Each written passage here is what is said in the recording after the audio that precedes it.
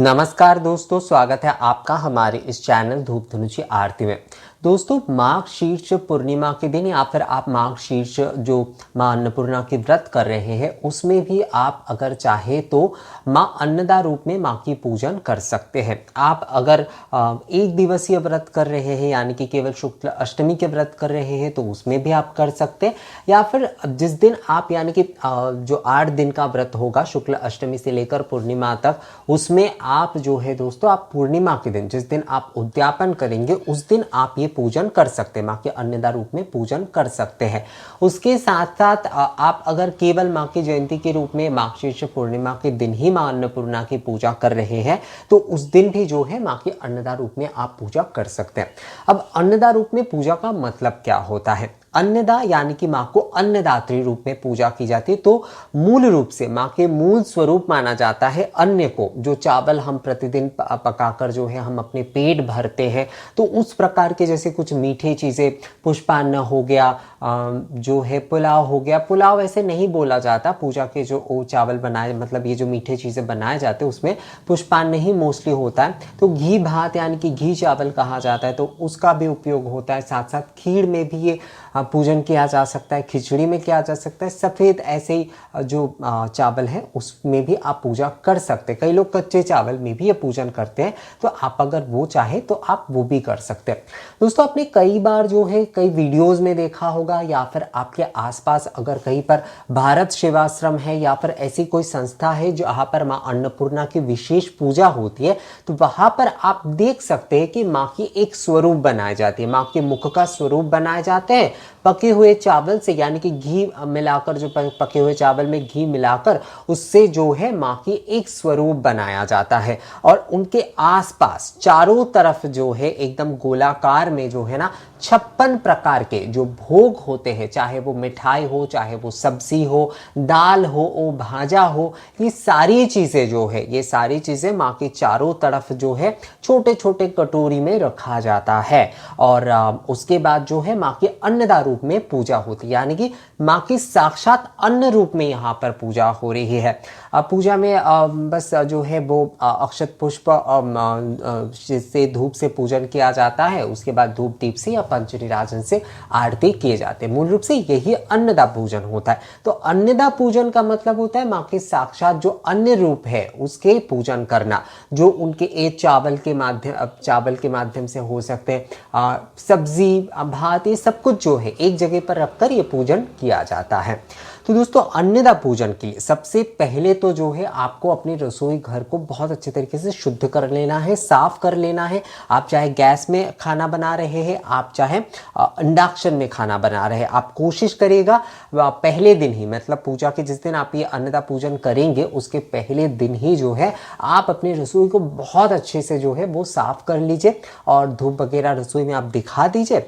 और उसके बाद जो है आपको जो बर्तन उपयोग करना है वो बर्तन जो है ना वो भी पूरी तरीके से शुद्ध होना चाहिए, अर्थात भोग बनाने की भावना के साथ ही आपको ये सारे कार्य करना होगा। दोस्तों, यहाँ पर मैं एक विषय आपको कहूँगा, अगर आप गैस में खाना बना रहे हैं, मतलब ये भोग सामग्री या फिर ये सब कुछ आप बना रहे हैं माँ के अन्नदा रूप की पूजा के लिए, तो उसमें आप चाहे तो धूप जला सकते हैं या फिर एक छोटे से दीपक जो है गैस के पास जलाकर रख सकते हैं। पर गैस में क्योंकि अग्निदेव की साक्षात उपस्थिति होती है, साक्षात दर्शन हमें होती है, तो अगर ना जलाए तो कोई समस्या नहीं है। पर अगर धूप जलाकर जो है भोग प्रसाद बनाया जाए तो बहुत अच्छा होता है, क्योंकि कहा जाता है भगवान गंध के माध्यम से जो है ना हर वस्तु को स्वीकार करते हैं, तो उसका गंध अर्थात बनाते हुए उसका गंध हमें नहीं लेना चाहिए, इसलिए धूप जलाकर कई जगह पर भोग बनाया जाता है। तो ये आपके ऊपर निर्भर करेगा अगर आप करना चाहते हैं तो। पर इंडक्शन में अगर आप खाना बना रहे हैं, यानी कि गैस में खाना ना बनाकर आप केवल इंडक्शन में खाना बना रहे हैं, तो उसमें मैं आपको कहूँगा कि आप धूपाग्नि प्रज्वलित करके या फिर एक छोटा सा दीपक जो है आप बिल्कुल जो है जलाकर रखिए, क्योंकि वहाँ पर साक्षात रूप से जो है ना अग्नि नहीं हो रहा है, तो इसलिए जो है आपको वहाँ पर धूपाग्नि या दीप एक प्रज्वलन करके रखना चाहिए। पहले के समय में भोग पकाने की या फिर भगवान के लिए या अन्नदा पूजन के लिए इस तरीके से जब भी बनाया जाता था कोई भी भोजन, तो उसमें क्या होता था, संपूर्ण जिस तरीके से हवन या यज्ञ किए जाते हैं ना, तो उसी प्रक्रिया के साथ जो है उसी तरीके से जो है जो अंगीठी है उसे जलाया जाता था। तो चूल्हा, मतलब चूल्हा जो है वो जलाया जाता था, और चूल्हे के ऊपर फिर जो है भगवान का ध्यान करते हुए कढ़ाई में और कलछी के साथ सहायता से जो है ये भोग अन्न वगैरह ये सब कुछ बनाए जाते थे। तो दोस्तों ये जो है अलग से आपको कोई भोग निवेदन नहीं करना है। पर एक बात का ध्यान आपको यहाँ पर और भी रखना है कि अगर आप जो है, जैसे मान लीजिए कि इसमें आपने खीर बनाया, ऐसे एक जो पात्र है इसमें आपने खीर बना दिया, इसे आप अपनी रसोई घर में ही रखिए। ये पूजा जो है ना ये रसोई घर में ही ज़्यादा शुभ होता है। भगवान के सामने आपको इसे लेकर आने की ज़रूरत नहीं है। आपने खीर बनाया या मान लीजिए खिचड़ी बनाया या घी भात इसमें है, तो इसे आप अपनी रसोई में ही रखें। इसके साथ जो है इसके साथ आप दाल बना सकते, सब्जी, मतलब अगर आप मान लीजिए कि आपने घी भात या फिर खिचड़ी बनाया तो उसके साथ आप एक सब्जी भी बना दीजिए और कुछ भाजा भी बना दीजिए, आप उसके साथ थोड़ा सा मिठाई भी रख दीजिए, तो उसके ऊपर ही ये पूजन होगा। वो सारे जो भोजन है उसके ऊपर ही पूजन किया जाएगा। तो इसलिए जब तक पूजन नहीं हो जाता तब तक जो है कई लोग क्या करते हैं, कोई भी खाना बनाने के बाद वो अलग से जो है ऐसे भगवान के लिए ही सही वो भोग उठाकर रख देते। तो आपको इसमें नहीं करना चाहिए। इसमें जो है ना पूर्ण या अखंड होना चाहिए, अर्थात उसे तोड़ना नहीं है। जो भी आपके सामान है, आपने जो कुछ भी बनाया है उसे उसी प्रकार से रहने दे। उससे बिल्कुल जो है कोई भाग निकाल कर जो है आपने भगवान के लिए भी उठाया या घर पे छोटे बच्चों के लिए भी कई लोग उठाते हैं, तो बिल्कुल नहीं उठाना है। सो उसी प्रकार से आप रहने दे दोस्तों। अगर आप भगवान को भोग चढ़ाना चाहते कुछ, तो उसका आप आयोजन जो है ना वो अलग से कर सकते हैं।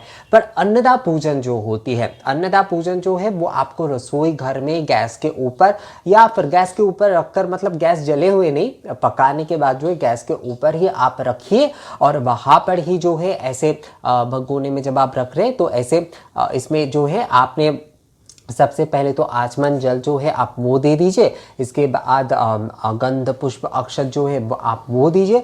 उसके बाद जो है आप धूप जो है वो निवेदन करिए। मतलब माँ अन्नपूर्णा के स्वरूप मानकर ही जो है श्री माँ अन्नपूर्णा मैं आपको, हे अन्य स्वरूप माँ अन्नपूर्णा मैं आपको धूप निवेदन करता हूँ, मैं आपको दीप निवेदन करता हूँ। उसके बाद प्रणाम करिए। उसके बाद जो है आपको धूप दीप से या फिर जो है धूप दीप पुष्प से जो है आपको आरती करना है। जलपूर्ण शंख से वस्त्र से भी आरती कर सकते, मतलब पंच निराजन से आरती कर सकते, या धूप दीप से कपूर से भी केवल आप आरती कार्य जो है वो कर सकते हैं। तो यही होता है मूल रूप से अन्नदा पूजन। अन्नदा पूजन का मतलब होता है जो अन्न हम पका रहे हैं। जैसे माँ क्या करती है, माँ के एक हाथ में कलछी होती है और एक हाथ में इस प्रकार का भगोनी या हाड़ी होती है। तो उसी के जो है ना मान्यता के चलते जो है, अर्थात इस प्रकार से अगर पूजा की जाती है माँ की, इस प्रकार से अगर अन्नदा रूप में पूजा की जाती है, तो कहते हैं कि कभी भी घर पे जो है ना खाने की कोई लाले नहीं आते हैं और माँ की कृपा से हमेशा जो है हमें कभी भी दाल चावल सब्जियों की कमी नहीं होती है। तो माँ के अन्नदा पूजन अगर आप करना चाहते हैं तो आप पूर्णिमा के दिन कर सकते हैं, आप शुक्ल अष्टमी के दिन भी कर सकते हैं दोस्तों। ये आप अपने पसंद के हिसाब से कर सकते हैं, मतलब किसी एक दिन भी आप कर सकते हैं, या फिर जो लोग व्रत जो है वो शुरू कर रहे हैं शुक्ल अष्टमी के दिन और उद्यापन जो है वो नियम के अनुसार जैसे पूर्णिमा के दिन ही करेंगे, तो वो अष्टमी के दिन भी कर सकते हैं और पूर्णिमा के दिन भी कर सकते हैं। पर जो लोग व्रत कर रहे हैं, मैं कहूँगा कि उद्यापन के दिन ही अगर आप ये करते हैं तो वो ज़्यादा अच्छा है। देखिए दोस्तों, ऐसा नहीं है कि ये आपको करना ही है, पर ज़्यादातर जो अन्नपूर्णा मंदिर है या फिर अन्नपूर्णा पूजा जिन घरों में किया जाता है वहाँ पर माँ की पूजा तो होती है। षोडशोपचार विधि से अष्टादशोपचार विधि से माँ की पूजा तो किया ही जाता है। उसके साथ साथ माँ की विशेष सेवा आरती ये सब कुछ तो होती ही है, पर उसके साथ साथ ये अन्नदा पूजन का भी आयोजन किया जाता है। इसे ना अन्न यज्ञ कहा जाता है एक प्रकार से। अन्न यज्ञ, पाक यज्ञ, आप कुछ भी बोल लीजिए। क्योंकि माँ का जो संबंध है वो अन्न के साथ जुड़ा हुआ है। तो माँ की इस प्रकार से साक्षात रूप में अन्न में पूजा की जाती है। जैसे माँ के सामने चावल के भरे हुए हारी भी रखे जाते हैं, तो वो भी एक प्रकार से अन्न का स्वरूप रूप में ही हम माँ की पूजा कर रहे हैं। पर क्योंकि प्रतिदिन हम पका हुआ भोजन से ही अपने पेट भरते हैं, माँ के आशीर्वाद से हमें वो जो है जीवन भर मिलता रहे, साल भर मिलता रहे, इसी के मान्यता के चलते जो है ना, इस ये बरकरार रहे, मतलब हमें जो है कम से कम दाल चावल सब्जी जो है वो मिलता रहे, इसी मान्यता से ये जो है ना दोस्तों, इसलिए ये अन्नदा पूजन किया जाता है। तो आप भी अगर चाहे तो अन्नदा पूजन इस प्रकार से कर सकते हैं। पर मैं आपको कहूँगा दोस्तों, कभी भी जो है उसमें से इस तरीके से कलछी लेकर मत उठाकर रखिए। जो भी आप पकाएंगे वो आप उसी तरीके से रखिए, उसी तरीके से आप गैस के ऊपर रखिए। उसे कोई थाली में भी आपको निकालने की ज़रूरत नहीं है, क्योंकि पूजन जो है ना वो इसी प्रकार से अगर आप करेंगे, भगोने में या फिर कढ़ाई में अगर है, तो वो ज़्यादा अच्छा रहता है। तो इसी प्रकार से जो है दोस्तों माँ की आपको अन्नदा पूजन करना है। अगर आप चाहते हैं तो बहुत ही सहज और सरल पूजा है ये। आप कुछ भी बना सकते हैं, केवल खीर बना के भी आप माँ के अन्नदा रूप में पूजन कर सकते हैं। तो दोस्तों ये वीडियो आपको कैसा लगा मुझे कमेंट्स करके ज़रूर बताइएगा। अगर ये वीडियो अच्छा लगा है तो इसे ज़्यादा से ज़्यादा शेयर कीजिएगा, और अगर अच्छा लगा है, मतलब आपको लाइक करने लायक अच्छा लगा है, तो इसे लाइक भी ज़रूर कर दीजिएगा। मिलेंगे आपसे अगली वीडियो में नए किसी जानकारी के साथ, तब तक के लिए नमस्कार।